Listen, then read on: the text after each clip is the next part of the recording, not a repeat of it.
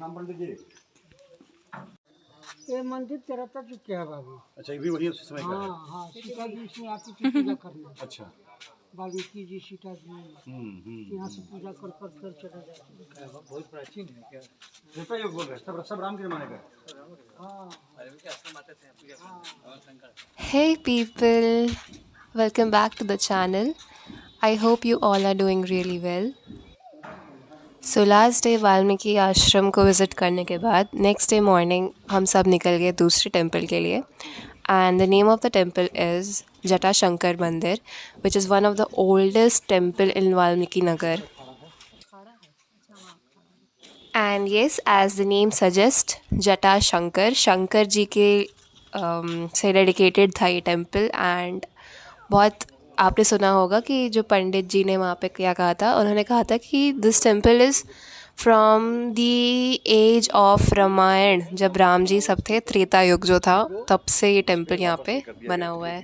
And ये जो सामने आप देख रहे हैं लव कुश का क्रेव किया गया है स्टोन पे, वो पहले नया वाला था एंड उसको अभी नया रिसेंटली बनाया गया है. जो साइड पे था उसके वो पुराना वाला था.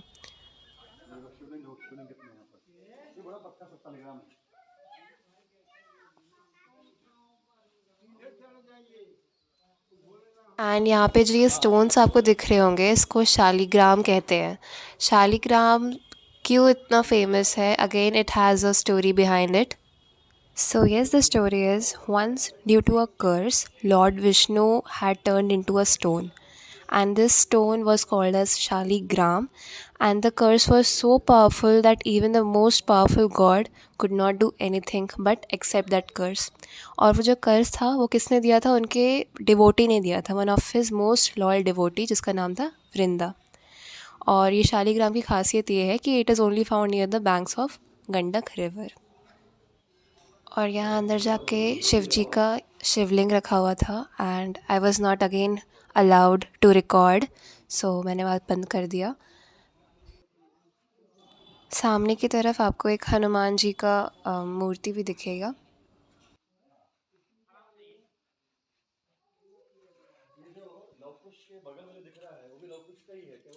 And this is also the place जहाँ पे वाल्मीकि जी और सीता जी आते थे पूजा करने के लिए. यहाँ पे अक्सर वो विज़िट करते थे. And yes, here comes this little fellow.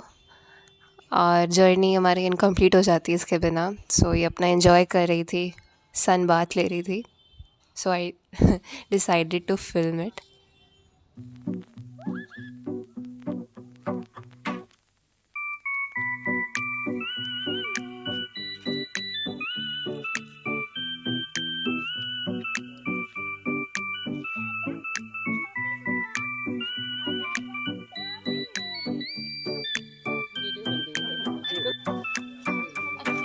So after leaving that temple, we went to another one, and the name was Kaleshwar Temple. Again, this temple was dedicated to Lord Shiv, and it was located near the banks of Narayani River.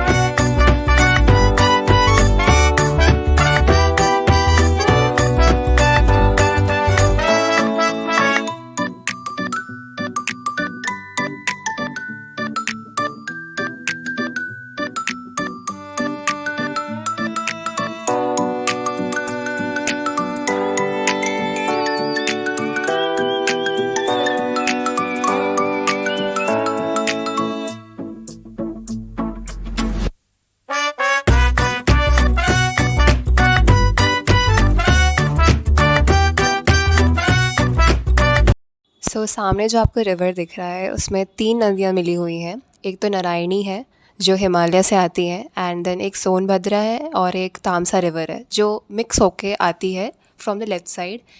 Narayani आ रही है, and from that another side से आ रहे हैं आपका दोनों mixed, Tamsa and Sonbhadra, तीनों मिक्स होते होते ये जाती है, फ्लो करती है टुवर्ड्स नेपाल।